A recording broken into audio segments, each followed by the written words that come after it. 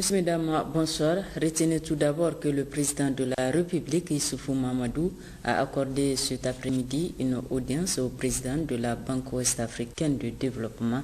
Christian Adeveland a déclaré avoir échangé avec le chef de l'État sur l'état de la coopération entre le Niger et la BOAD et sur la situation de la banque en général. À Lomé en mars dernier, nous avons financé 2 projets pour le Niger, notamment le projet d'échangeur à Manidiori pour 15 milliards de francs CFA et une 3e tranche que nous avons mis en place sur le projet Kandaji, régénération des écosystèmes et puis mise en valeur. Alors pour 10 milliards de francs CFA et pour ces 2 projets, nous allons procéder à la signature des accords de prêt demain avec le ministre du Plan et du Développement. Nous avons échangé également sur les projets en cours d'instruction, notamment les projets d'hydraulique villageoise et pastorale.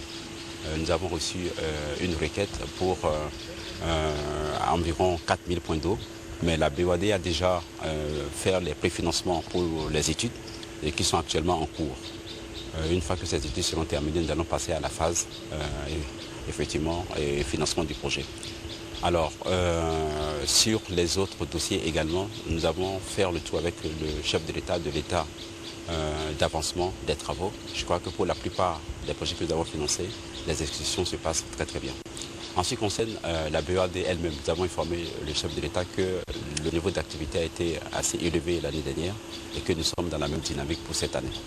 Alors nous avons reçu également du gouvernement nigérien une requête pour un mandat de 400 milliards de francs CFA et pour le financement des infrastructures et tout ce qui est projets sociaux. Donc nous allons travailler avec le ministre du Plan et du Développement et pour voir les contours de ce mandat-là et dans quelle mesure nous pouvons très rapidement faire les diligences qu'il faut afin que ces montants soient mis à la disposition de l'État nigérien.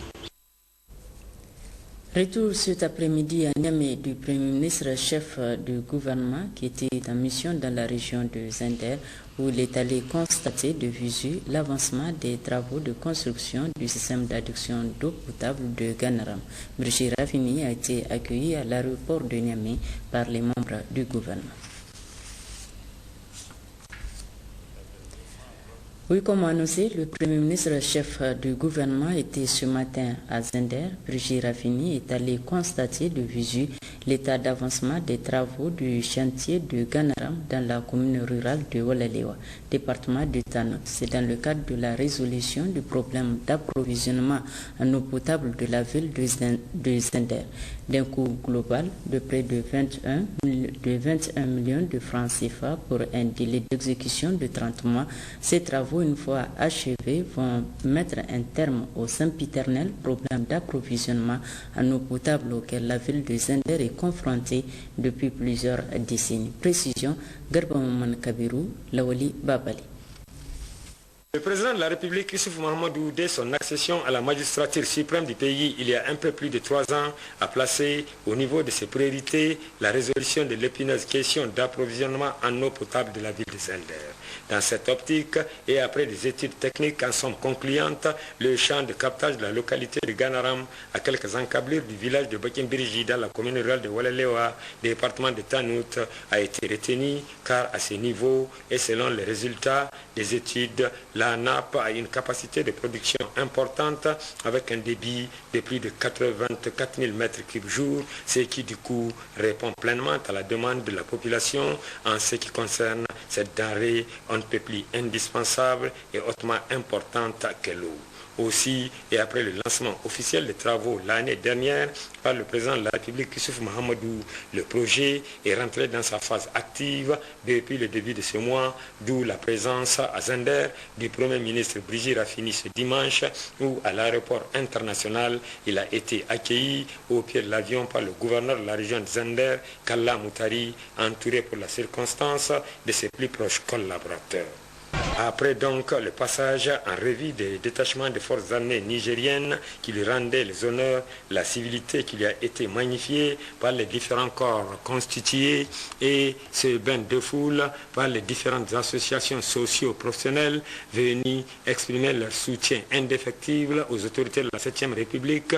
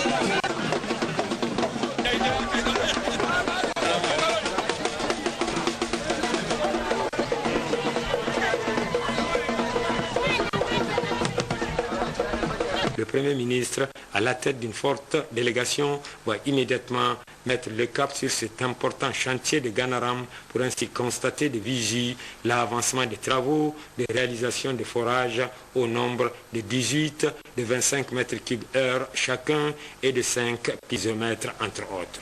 D'un coût global de près de 21 milliards de francs CFA sur financement d'Exim Bank de Chine, ces travaux prévus pour durer 30 mois sont confiés à l'entreprise chinoise CGCI.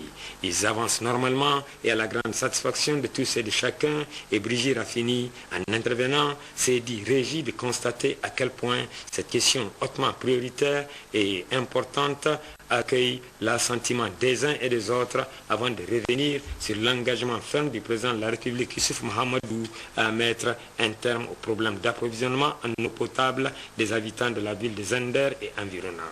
Occasion pour le Premier ministre Brigitte Raffini, tout en remerciant la population pour son accueil empreint de chaleur et de convivialité, d'assurer les uns et les autres que le président de la République Issoufou Mahamadou continuera à œuvrer sans relâche pour le bonheur des Nigériens sans exclusif.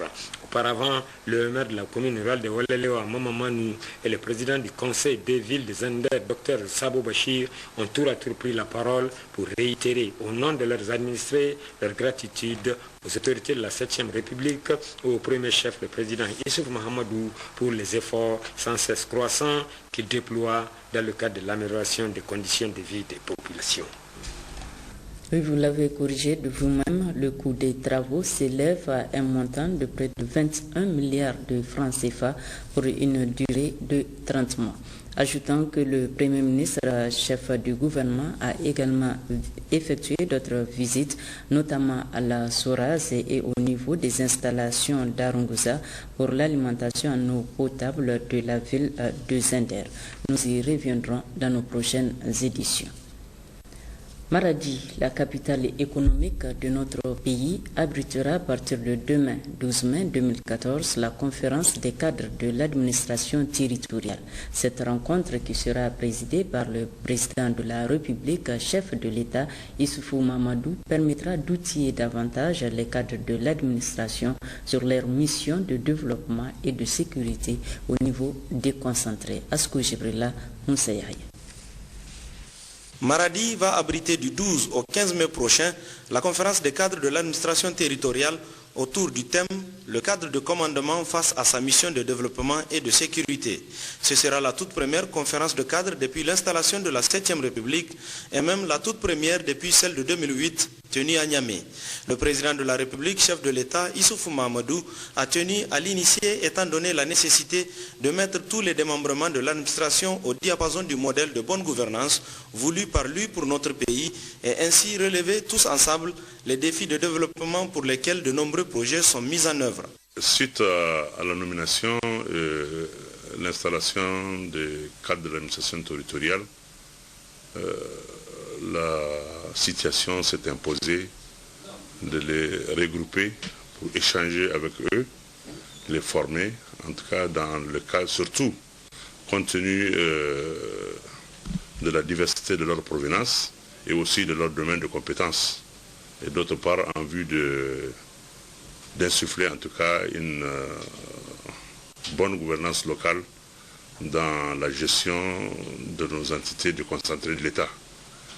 C'est pourquoi Son Excellence, Monsieur le Président de la République, chef de l'État, a décidé en tout cas de cette conférence de cadre de commandement dont le thème principal est le cadre de commandement face à ces missions de développement et de sécurité.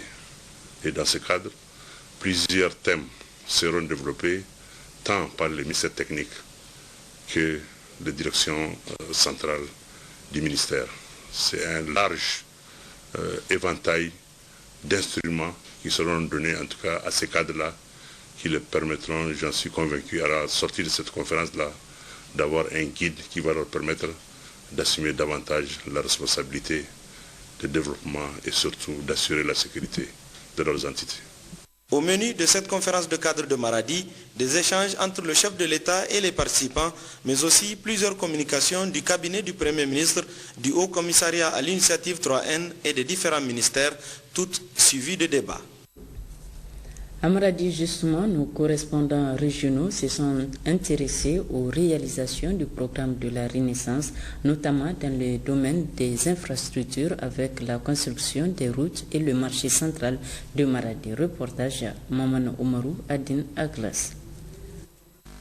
La région de Maradi, de par sa position géographique, est par excellence une zone d'agriculture mais aussi d'élevage pratiquée dans sa partie nord dans les départements de Dakoro et Bermo.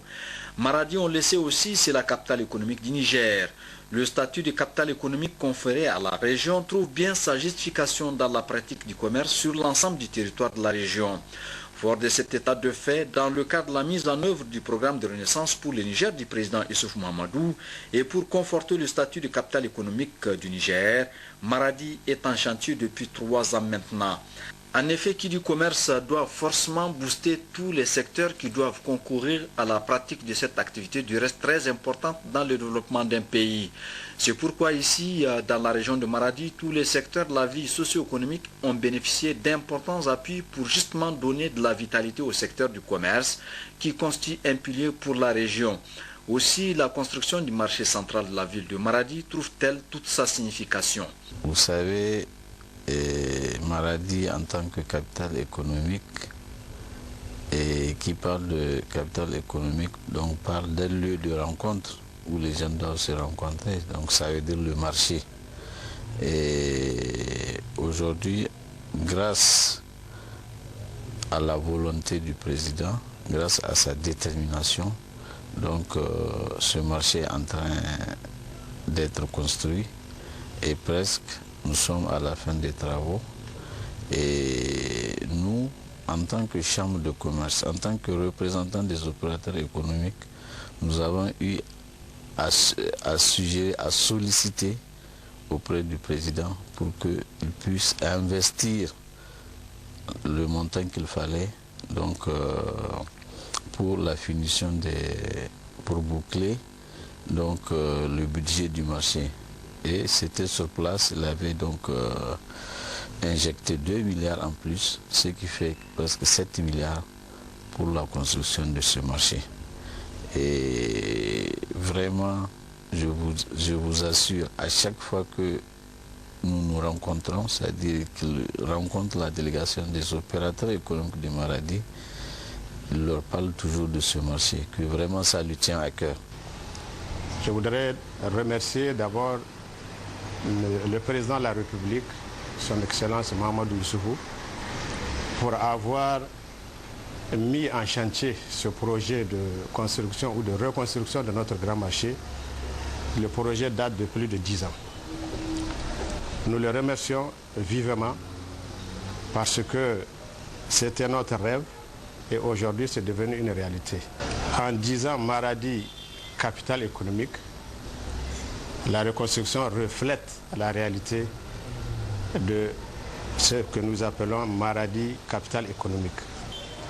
Nous remercions davantage encore une fois de plus le président de la République, mais ce n'est que ce chantier que vous avez cité. Il y a tant d'autres qui concourent au développement économique de notre pays.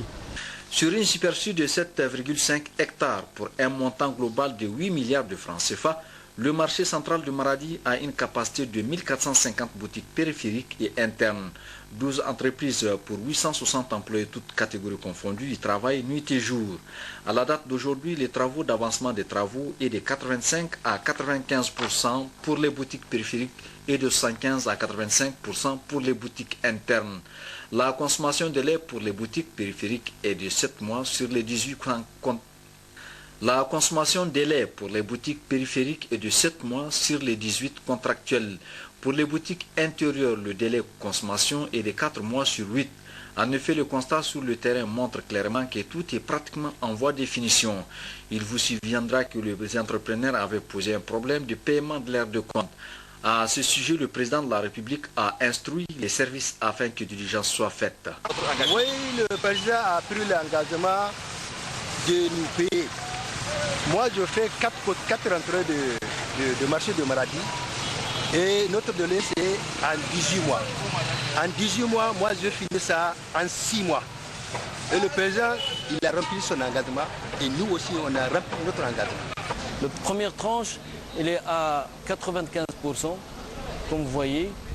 Il reste uniquement la peinture, quelques retouches. Et deuxième tranche, il est en cours de construction dans le stade de Gros Œuvres. Nous sommes commencés à poser même les toits. Et il reste le portail. Le portail qui se situe au milieu du projet. Bon,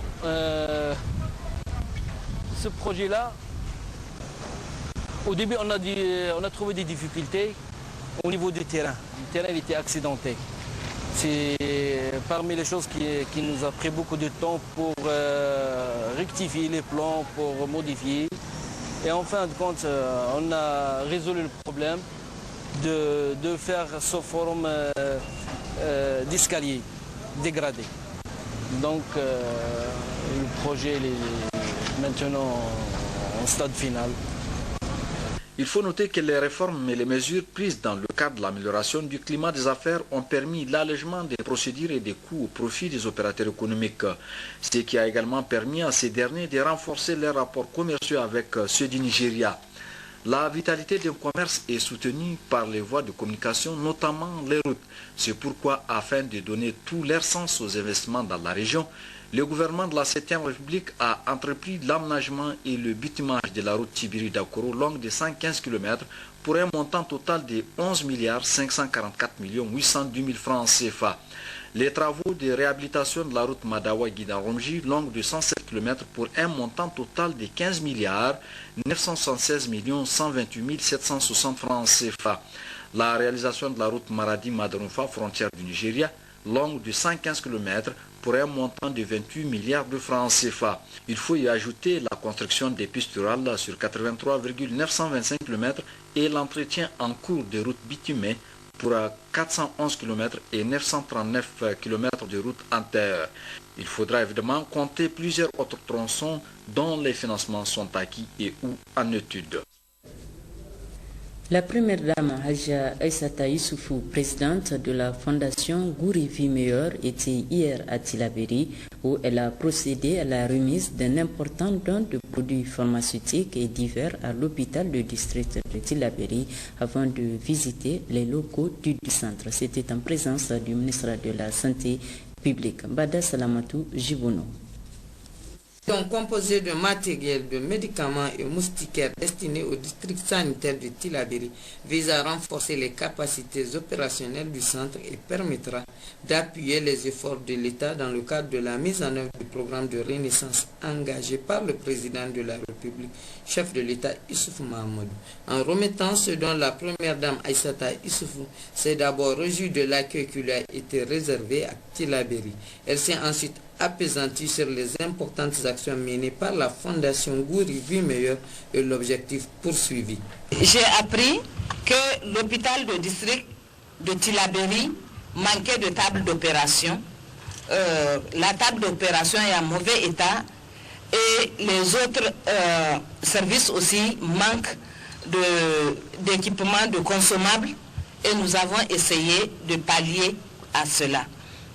Donc, monsieur le ministre, monsieur le gouverneur, ça me tenait beaucoup à cœur de faire en sorte que la population de Tillabéri puisse accéder aux soins, parce qu'au niveau de la fondation Gouri Veille Meilleur, dont la directrice exécutive m'accompagne dans le déplacement, donc ça nous tient beaucoup à cœur la santé de la population.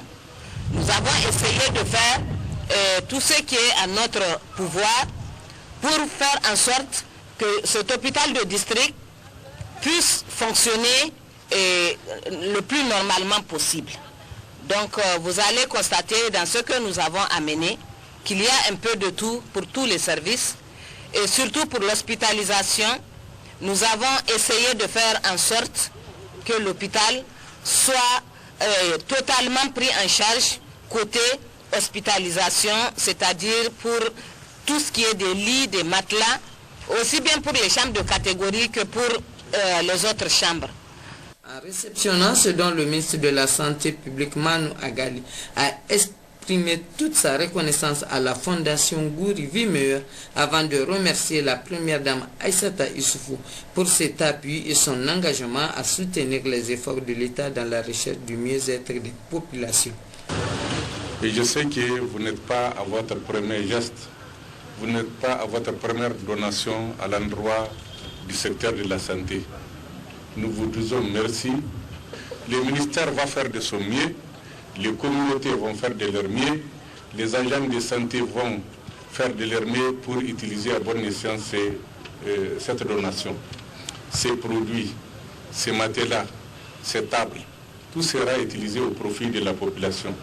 Peu après la cérémonie de remise de dons, la première dame, en compagnie de plusieurs personnalités, a visité certains services de l'hôpital, notamment la pédiatrie, le bloc opératoire qui est désormais doté d'une table d'opération complète, don de la Fondation Gouri Vie Meilleure, de même que la cuisine qui bénéficie du projet d'utilisation du gaz butane comme solution de substitution au bois, énergie dans les services de santé au Niger, car des hôpitaux nationaux et des centres hospitaliers régionaux, et dont le lancement a eu lieu à Zender, une innovation de la formation Gouri Vie Meilleure afin de contribuer à sauvegarder notre environnement et créer un meilleur cadre de vie. L'école normale Tanimoun de Tillabéri a également bénéficié des actions sociales de la première dame Haja Aïssata Issoufou avec un don de matériel informatique. Nous retrouvons Bada Salamatou et Jibono.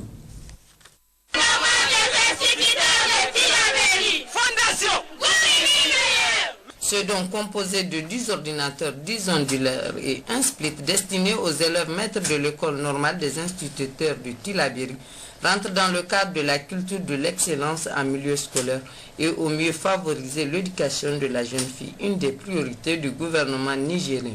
En remettant ces matériels informatiques à la ministre de l'enseignement primaire, la première dame présidente de la fondation Gouri Vie Meilleure s'est beaucoup apaisantie sur les axes principaux de sa fondation.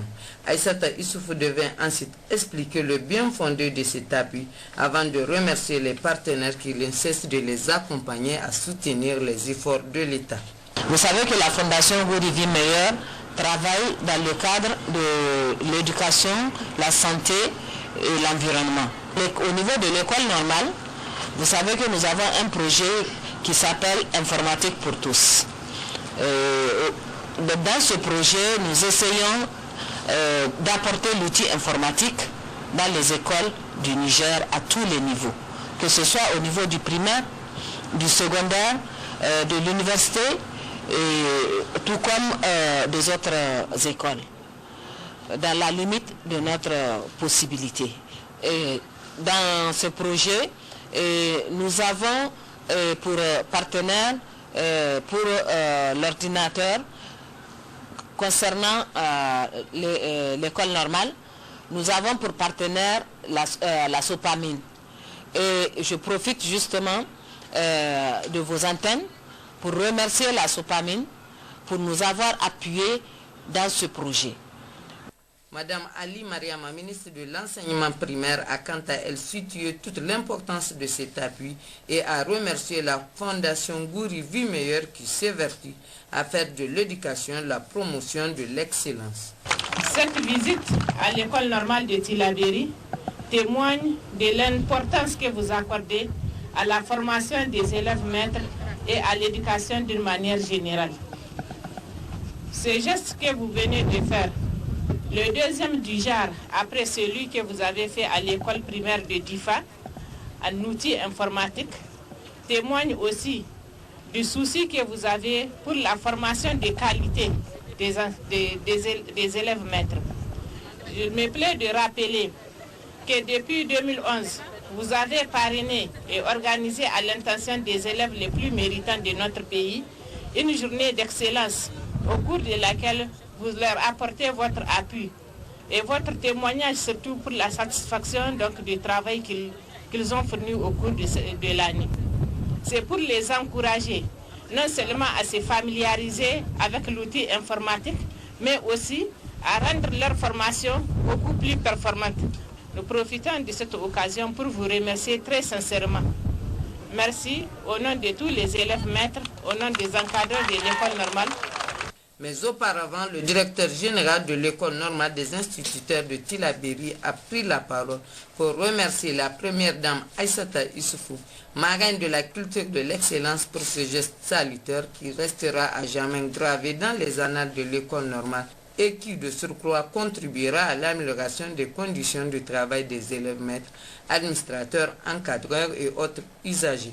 Amadou Issoufou a ensuite ajouté que le cyber de l'école normale des instituteurs de Tillabéri avait comme objectif d'initier les uns et les autres aux nouvelles technologies de l'information et de la communication n'est plus facile d'accès à cause de la vétusté des appareils. C'est dire que la grandeur de cet espoir traduit l'importance de notre satisfaction en recevant ce don efficace venant de votre fondation, Madame la Première Dame Aïssata Issoufou. Émettant le vœu de voir cette même salle informatique équipée d'une photocopieuse de grande capacité, le directeur général de l'école normale des instituteurs de Tillabéri a rassuré la première dame que ces matériels seront utilisés à bon escient. Notons enfin que la première dame Aïssata Issoufou a rencontré les structures féminines de Tillabéri afin de les sensibiliser à s'impliquer pleinement de la construction du pays à travers les différentes actions menées par l'État et ses partenaires. L'hôpital de district d'Ilela a servi de cadre au lancement officiel de la campagne de chirurgie foraine de cataracte couplée aux consultations de médecine générale et de consultations prénatales financées et initiées par la Fondation Guri Vie Meilleure de la première dame Haja Aïssata Issoufou. C'était sous la présidence du secrétaire général de la région et de plusieurs invités. Mahamadou Agoum.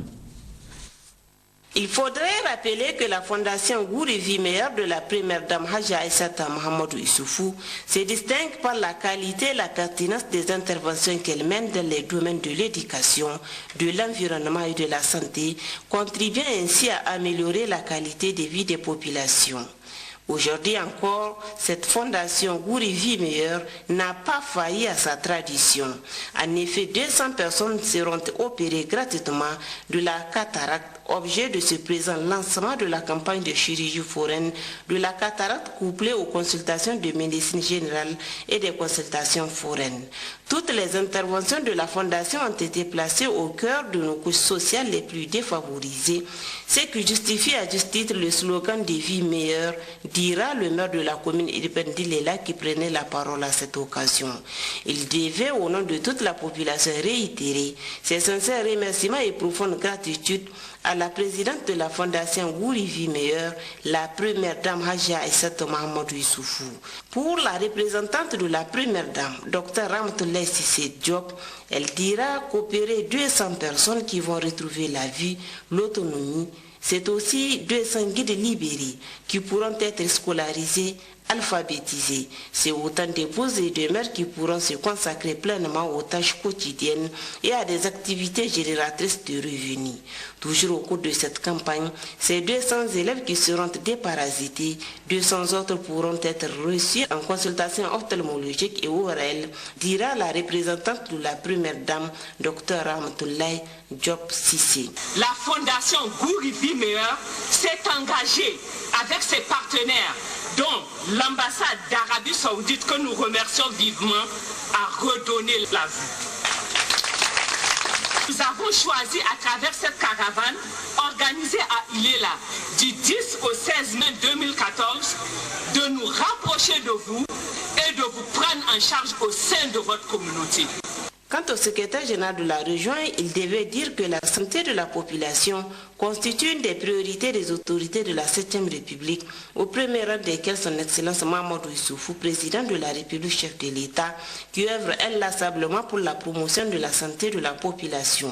Cette campagne de chirurgie de la cataracte vient à bon nommer car plusieurs personnes souffrant des maladies oculaires bénéficieront des consultations de prise en charge gratuites durant toute la semaine.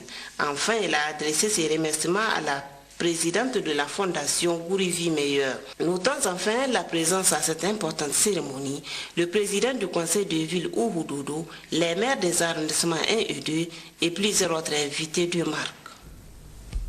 Le gouverneur de la région de Dosso, Seydou Ali Zataou, a réceptionné hier un bloc de 3 classes au profit de l'école quartier de Fabridi dans le département de Boboy. Manuel Sidou Mourouabdou. Ce bloc de 3 classes construites au profit de l'école quartier de Fabridi dans le département de Boboy fait partie des 300 classes prévues au titre de l'année 2013 pour la région de Dosso dans le cadre du programme de la Renaissance du Niger. Au cours de la cérémonie officielle de la réception provisoire, le maire de la commune rurale de Fabridi a, dans son mot de bienvenue, exprimé toute sa reconnaissance aux autorités de la 7e République pour leurs efforts en faveur des populations nigériennes en général et particulièrement dans le cadre de l'école nigérienne, car, a-t-il poursuivi, la construction des classes en matériaux définitifs vise à garantir aux enfants une école de qualité, surtout avec l'installation précoce de la campagne hivernale. Les classes en paillotte ne peuvent plus permettre une bonne continuité des cours. Quant aux représentants des élèves, tout comme la représentante des mères éducatrices, après avoir remercié le gouverneur de la région de Dosso, M. Seydou Zataou Ali, qui a suivi ce chantier tout au long des travaux, ont plaidé pour que cette école soit dotée d'une cantine scolaire afin de garantir aux élèves une bonne scolarité, car, ont-ils affirmé, les jeunes filles sont plus souvent soumises au petit commerce pour subvenir aux besoins alimentaires de leur famille. Le gouverneur de la région de Dosso, M. Seydou Zataou Ali, en prenant la parole, a réitéré ses remerciements aux autorités de la 7e République pour leur engagement à doter la région de 300 classes en matériaux définitifs chaque année, ce qui, dira-t-il, contribuera sans doute à améliorer le système éducatif de son entité administrative avant de féliciter et encourager les parents d'élèves de la commune rurale de Fabridi pour le taux élevé de la scolarisation et surtout celle de la jeune fille. En conclusion, M. Seydou Zataou Ali, en annonçant aux populations la réhabilitation très prochaine de la route Beleyara-Margou-Fabridi-Fanmey, leur a demandé de multiplier les prières pour que règne la paix et la quiétude sociale dans notre pays et surtout pour que le bon Dieu nous descende un hivernage fécond. Quant au préfet du département de Boboy, il a demandé au gouverneur de la région de Dosso de remettre des témoignages officiels de satisfaction à 2 ressortissants du village de Fabridi ayant doté le CSI de 18 lits et 30 matelas. En remettant ces témoignages à leurs représentants, le gouverneur de la région de Dosso a, au nom des autorités de la 7e République, remercié ces généreux donateurs avant de demander aux autres ressortissants de leur emboîter les pas. Notons enfin que cette cérémonie s'est déroulée en présence du directeur régional des enseignements primaires de Dosso.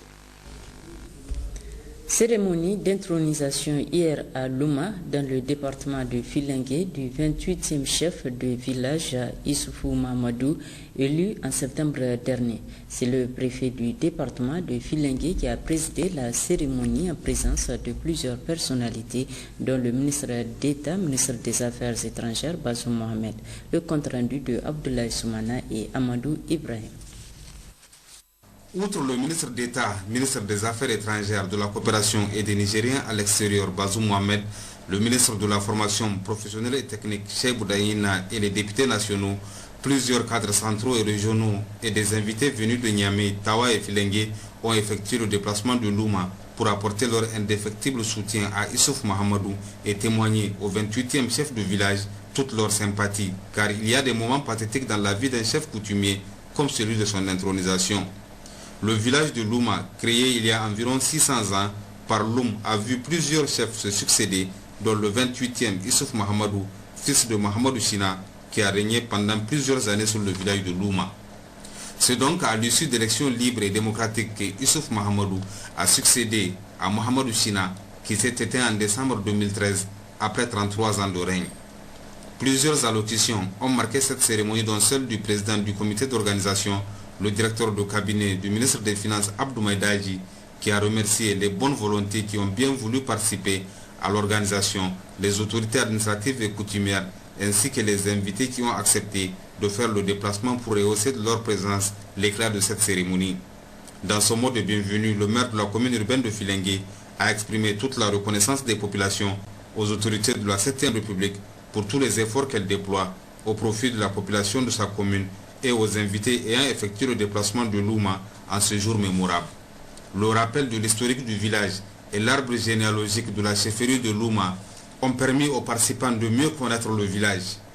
Intervenant pour leur part, les représentants du chef de canton de Filengue et celui des chefs de village ont parlé du village de Louma et des qualités intrinsèques de son défunt chef qui a fait de lui un homme respecté, estimé et aimé.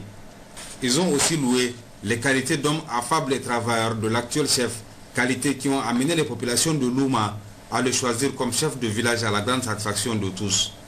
En le félicitant, ils l'ont invité à se référer au grand courage de ceux qui l'ont précédé, à leur esprit critique et surtout à leur prise de conscience aiguë des affaires collectives. En prenant la parole, le préfet du département de Filengue a d'abord transmis les salutations fraternelles du président de la République, chef de l'État Issouf Mahamadou, avant de rappeler que la chefferie traditionnelle est une de nos valeurs culturelles dont la fonction au sein de la société est de la plus grande importance. Son rôle prépondérant lui a d'ailleurs permis de faire face à des difficultés malgré les différentes péripéties de l'histoire de notre pays. Oumarou Hassan a ensuite dit que c'était un réel plaisir pour lui de présider l'intronisation du 28e chef de village de Louma, car l'homme placé à la tête du village, tout comme ceux qui l'ont précédé, donne entière satisfaction dans la gestion de son entité coutumière. Descendant d'illustres ancêtres et formé à l'école de la vie, le préfet est persuadé que Issouf Mahamadou possède des qualités qui lui donneront l'essence nécessaire pour gérer avec succès le village de Louma. Il a enfin invité les populations à ne ménager ni leur temps, encore moins leur énergie, pour lui apporter tout le soutien nécessaire à l'accomplissement de sa mission.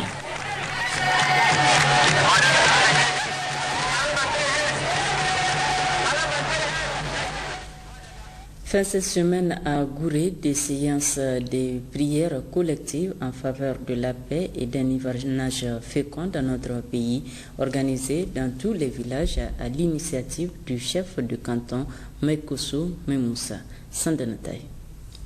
Cette cérémonie rituelle associée à celle d'immolation d'animaux et d'offrandes aux nécessités matérialise les prières pour la paix organisées par les populations des villages de la commune de Gouré à l'initiative du chef de canton du même nom, El-Haj Mekosso Memoussa. Des jours et nuits durant, les fidèles ont procédé à la lecture du Coran et aux invocations afin que le Tout-Puissant Allah bénisse le Niger et son peuple. La paix et la quiétude continuent de régner au Niger et dans le monde entier et que le prochain hivernage soit des plus féconds.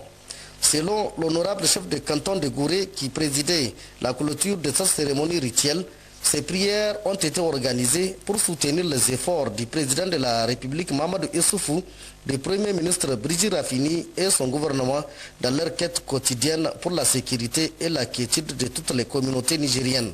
Cette préoccupation des plus hautes autorités du Niger est bien illustrée par les importantes réalisations au profit des services des forces de défense et de sécurité, notamment leur dotation en moyens matériels et humains conséquents. Toutes choses qui contribuent à faire du Niger un pays de paix et de démocratie qui connaît fort heureusement une situation très pacifique. A-t-il rappelé que grâce à ces actions du président de la République, Mahamadou Issoufou, et sa clairvoyance, le Niger est indemne des conflits sociaux, des terrorismes, des violences religieuses et autres trafics en tout genre, malgré les menaces qui pèsent au plan continental, régional et sous-régional. Une situation qu'on doit maintenir et renforcer pour administrer une belle leçon au pays déstabilisé par des conflits sociopolitiques.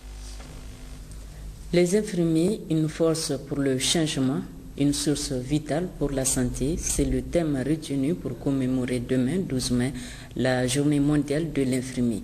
Journée mise à profit par le corps infirmier pour réfléchir sur la situation de la profession et leurs conditions de travail. C'est donc en prélude à la célébration de cette journée que le ministre de la Santé publique, Mano Agali, a livré un message dont je vous propose un extrait. Au cours de cette journée, les infirmiers d'ici et d'ailleurs se donnent l'occasion de fêter et de magnifier leur profession.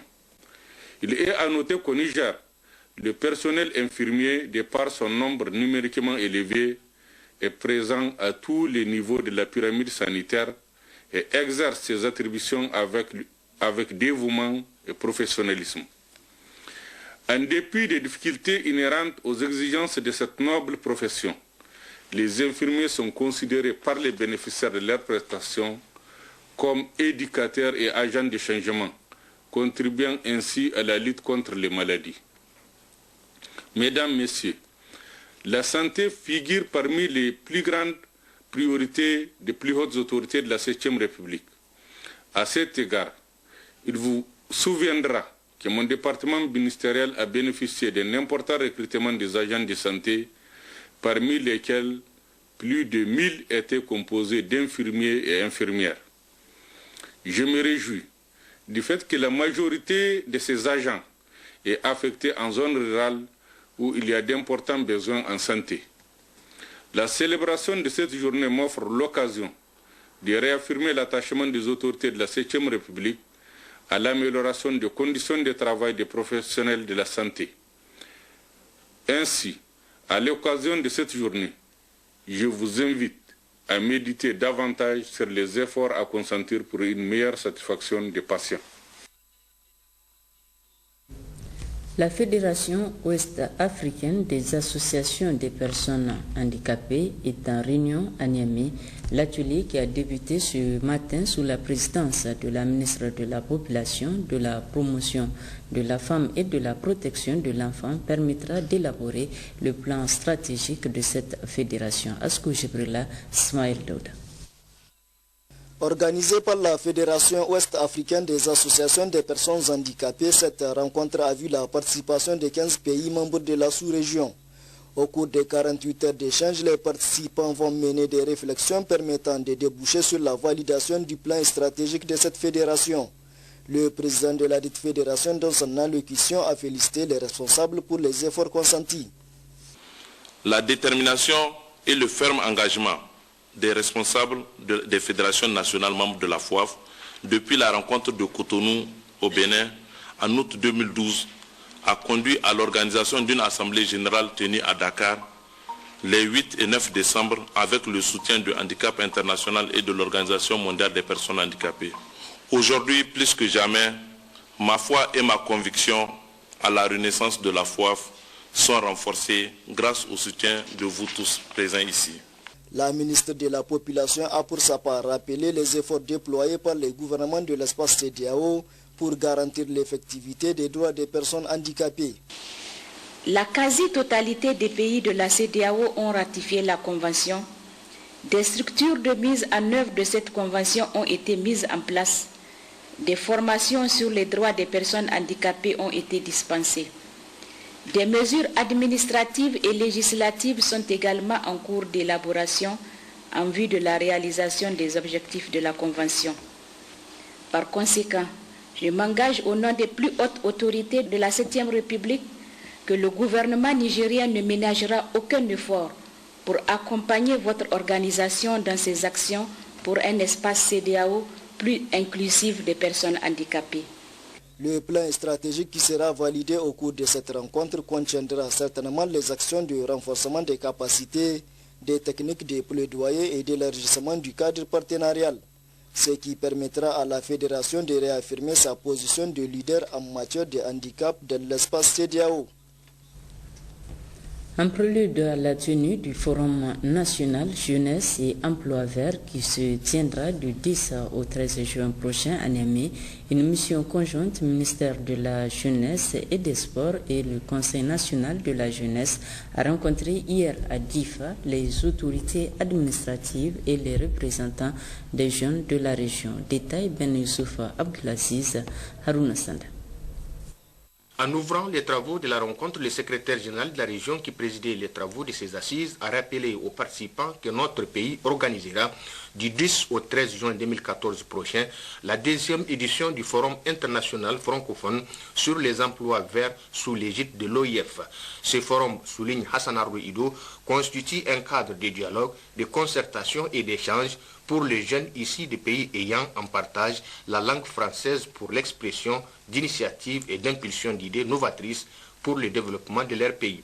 Cette importante rencontre fait suite à la première édition tenue également à Niamey en 2012 et qui a révélé des capacités remarquables de la part des jeunes Nigériens.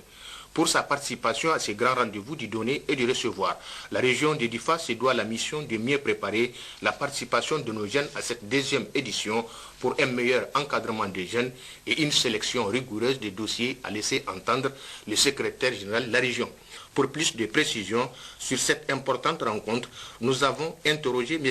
Amadou Abdou-Djouri, représentant du ministère de la Jeunesse et du Sport, chef de mission.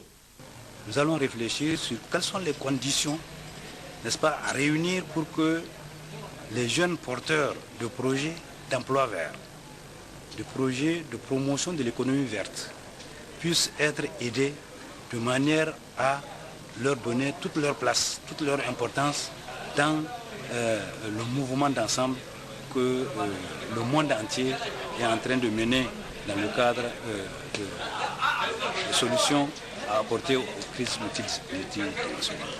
Donc, le forum de Niamey va se tenir du 10 au 13 juin prochain et il y a 5 thématiques qui sont retenues. Il y a l'agriculture durable, vous avez les industries extractives, vous avez la gestion des déchets et des déchets,